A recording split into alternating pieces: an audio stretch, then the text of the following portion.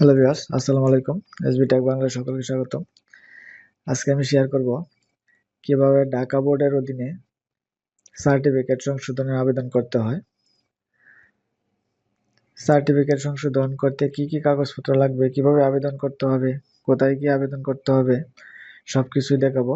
ভিডিওটা না টেনে সম্পূর্ণটা ভিডিওটা দেখতে থাকেন এবং নিজেদের আবেদন নিজেরাই করতে পারবেন যদি সঠিকভাবে ভিডিওটা দেখেন। তাহলে চলেন দেখি কিভাবে সার্টিফিকেট সংশোধনের আবেদন করতে হয়। আমি একটি ব্রাউজার ওপেন করে নিব। আমি ক্রোম ব্রাউজারটা ওপেন করে নিলাম। এখানে সার্চ বারে আমি লিখব ঢাকা। এই যে চলে আসছে ঢাকা এডুকেশন বোর্ড। এখানে আমি ক্লিক করলাম। আমি ঢাকা এডুকেশন বোর্ডের ওয়েবসাইটে প্রবেশ করলাম। স্ক্রল করে একটু নিচে যাব। এখানে আছে অনলাইন অ্যাপ্লিকেশন। অনলাইনে যাবতীয় কাজকর্ম এই সাইটে হয়। অনলাইন অ্যাপ্লিকেশন এখানে ক্লিক করতে হবে। এখানে আমি ক্লিক করে দিলাম। এখন এখানে অনেকগুলো অপশন আছে। যেহেতু আমি সার্টিফিকেট সংশোধন করব, এখানে আছে নাম ও বয়স সংশোধনের আবেদন। এখানে ক্লিক করতে হবে। এখানে ক্লিক করে দিলাম। এখন আছে আবেদন ফর্ম, সর্বশেষ অবস্থা, ফ্রেশ ডকুমেন্ট, পাসওয়ার্ড পুনরুদ্ধার, ম্যানুয়াল। আমি আবেদন ফর্ম এখানে ক্লিক করে আমি আবেদনটা করব। আবেদন করার পরে ইউজার আইডি এবং পাসওয়ার্ড দিবে এবং সর্বশেষ অবস্থা এখানে ক্লিক করে ইউজার আইডি এবং পাসওয়ার্ড দিয়ে পরবর্তী অবস্থান জানা যাবে। তো আমি আবেদন ফর্ম এখানে আমি ক্লিক করলাম। এখানে ক্লিক করার পরে এখানে আছে ইন নম্বর, পাসওয়ার্ড। প্রত্যেকটা প্রতিষ্ঠানের ইন নাম্বার এবং পাসওয়ার্ড আছে। ইন নাম্বার এবং পাসওয়ার্ড দিয়ে সাইন ইন করতে হবে। আমি ইন নাম্বার এবং পাসওয়ার্ড দিয়ে দিলাম। এখন সাইন ইন করব। সাইন ইনে ক্লিক করলাম।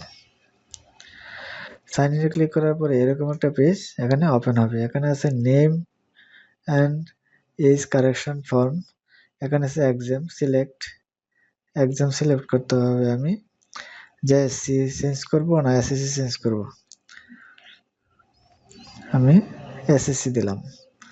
এখন ইয়ার দিতে হবে। এসএসসি কোন ইয়ারে পাস করছে সেটা দিতে হবে। আমি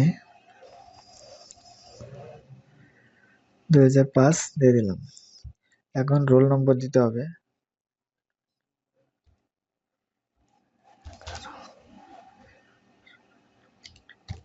রোল নম্বর দিয়ে দিলাম। এখন রেজি নাম্বার দিতে হবে।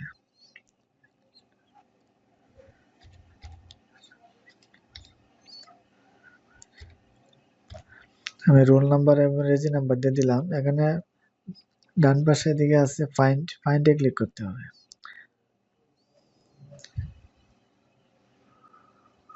এখানে ফাইন্ডে ক্লিক করার পরে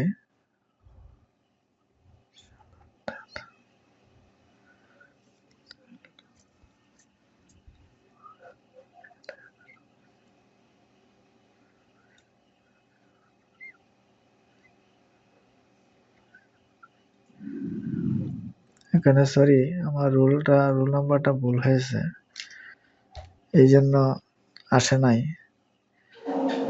আমি রোল নাম্বারটা আমি সঠিকভাবে দিয়ে দিলাম। এখন আমি ফাইন্ডে ক্লিক করব। ফাইন্ডে ক্লিক করার পরে ওই স্টুডেন্টের যাবতীয় তথ্য এখানে চলে আসছে। এখন আমি যদি মনে করি জেএসসি চেঞ্জ করব, জেএসসিতে ক্লিক করলে জেএসসি ঘরটা কিন্তু সাদা হয়ে গেছে। আমি এখানে জেএসসি রুল এবং রেজি সেশন দিয়ে দিতে পারবো। জেএসসি, এসএসসি, এইচএসসি এবং ডিআইবিএস সবগুলো একসাথে একটি আবেদনে কিন্তু সংশোধন করা সম্ভব। একটা আবেদনেই সবগুলা সংশোধন করা সম্ভব যদি একই বোর্ডের আন্ডারে হয় আর কি। যদি ঢাকা বোর্ডের আন্ডারে আবেদন করতেছি, ঢাকা বোর্ডের আন্ডারে যদি হয়, আমি জেএসসি দিলাম না, এসএসসি দিলাম। এসএসসি সেশন দিতে হবে।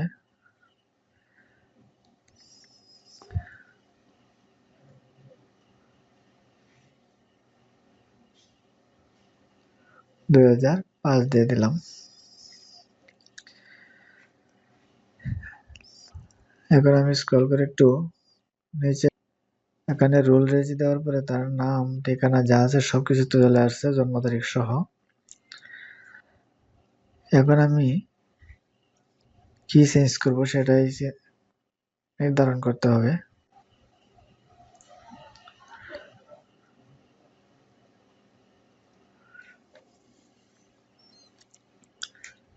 এখানে যদি আমি নেম চেঞ্জ করি, এই নেম সিলেক্ট করে দিতে হবে, এখানে নেম সিলেক্ট করে দিতে হবে এবং নেম সিলেক্ট করে দেওয়ার পরে নামটা এখানে লেখার জন্য কিন্তু সাদা হয়ে গেছে, আর সবগুলো কিন্তু হাইড করা আছে, এগুলো এই জায়গায় কিন্তু লেখা যাবে না।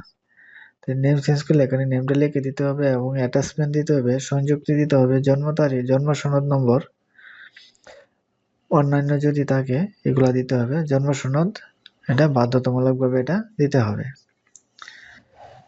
এবং নামের ক্ষেত্রে এখানে অ্যাপ্লিকেশন 1 কপি ছবি দিতে হবে এবং এখানে নামের বানান ভুল, পদবী ভুল, আক্ষরিক ভুল যা ভুল আছে সেটা সিলেক্ট করে দিয়ে এখানে লিখে দিতে হবে, নিচে লিখে দিতে হবে, সঠিকটা এখানে লিখে দিতে হবে। লিখে দেওয়ার পরে এখানে এই যে ঠিক করে চিহ্ন, আমি মনে প্রত্যয়ন করছি যে আবেদন পর্যন্ত সকল তথ্য সঠিক আছে, কোনো ভুল বা অসম্পূর্ণ তথ্যের জন্য আবেদনটি বাতিল হলে বোর্ড কর্তৃপক্ষ দায়ী থাকবে না, তখন সাবমিট করতে হবে, তখন এই 500 টাকা ফি দিতে হবে ব্যাংকের মাধ্যমে। বিকাশের মাধ্যমে যদি পিতার নাম চেঞ্জ করতে চাই, এখানে কিন্তু পিতার নামে কিন্তু এই যে সাদা হয়ে গেছে, এখন পিতার নামটা কিন্তু এখানে লেখা যাবে, সঠিক নামটা লেখা যাবে এবং এখানে কিন্তু অ্যাটাচমেন্ট বেড়ে গেছে। পিতার নাম ঠিক করতে গেলে পিতার জাতীয় পরিচয়পত্র লাগবে, পিতার যে কোনো পরীক্ষার ফাঁসের সনদ লাগবে একটি যদি থাকে, এটি বাধ্যতামূলক। শিক্ষার্থীর জন্ম সনদ নম্বর, পিতার জাতীয় পরিচয়পত্র এবং পিতার যে কোনো পরীক্ষার পাশের সনদ যদি থাকে, এগুলো হলো নিজের নাম এবং পিতার ক্ষেত্রে। এখন যদি আমি মাতারটা দিতে চাই, মাতারটাও কিন্তু এখন সাদা হয়ে গেছে, এখন মাতার নামটা এখানে লিখে দিতে হবে এবং মাতার জাতীয় পরিচয়পত্র দিতে হবে, মাতার যে কোনো পরীক্ষার পাশের সনদ দিতে হবে। এখন কিন্তু নাম এবং জন্ম তারিখ একসাথে চেঞ্জ করা যায় না। যদি আমি জন্ম তারিখ দিই তাহলে কিন্তু লেখা আছে জন্ম তারিখ পরিবর্তনের জন্য আরেকটি আবেদন করুন, একই আবেদনে জন্ম তারিখ এবং নাম সংশোধন করা যাবে না।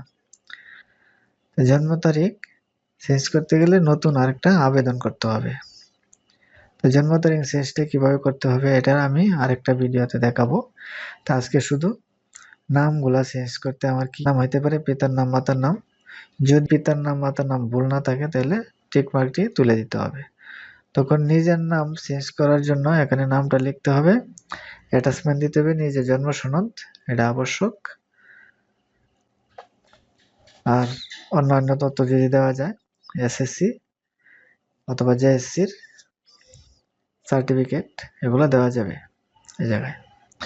এবং তখন এই ক্ষেত্রে টাকা 100 টাকা এবং 1 কপি ছবি দিতে হবে, 1 কপি ছবি দিয়ে সাবমিট করে দিলেই চলবে, সাবমিট করে দিলেই চলবে। এই কাগজগুলো কিন্তু স্ক্যান করে পিডিএফ করে আগে ফাইলে ঢুকিয়ে রাখতে হবে, তারপরে এখানে অ্যাটাচমেন্টে ক্লিক করলেই কিন্তু কোথায় আছে ফাইলটা এটা শো করিয়ে দিয়ে ওপেনে ক্লিক করলেই কিন্তু ফাইলটা আপলোড হয়ে যাবে প্রত্যেকটা, এই সেই সিস্টেম।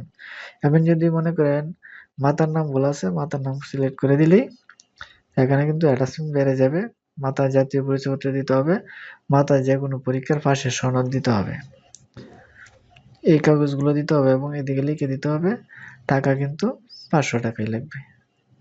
তারপরে এখানে টিক মার্ক দিয়ে সাবমিটে ক্লিক করতে হবে। সাবমিটে ক্লিক করার পরে একটি ফাইলের পরবর্তী অবস্থা জানা যাবে এবং একটা পেমেন্ট শিট আসবে, ব্যাংকেও টাকা জমা দেওয়া যাবে, বিকাশের মাধ্যমেও টাকাটা জমা দেওয়া যাবে। হ্যালো ভিউয়ার্স, আজকে ভিডিওটা এ পর্যন্তই। নাম সংশোধন করতে কি কি লাগবে এবং কিভাবে করতে হবে সবটুকুই দেখালাম। এভাবেই সাধারণত নাম সংশোধনের আবেদন করতে হবে ঢাকা বোর্ডে। তারপরে যদি কারো কোনো সমস্যা থাকে আমাকে ইনবক্সে জানাবেন, আমি সমাধান করার চেষ্টা করব। আজকের ভিডিওটা এ পর্যন্তই। আমার চ্যানেলে নতুন হয়ে থাকলে চ্যানেলটা সাবস্ক্রাইব করে রাখবেন যাতে পরবর্তী ভিডিও আপলোডের সাথে সাথে নোটিফিকেশন পেয়ে যান। ওকে, থ্যাংক ইউ, ধন্যবাদ।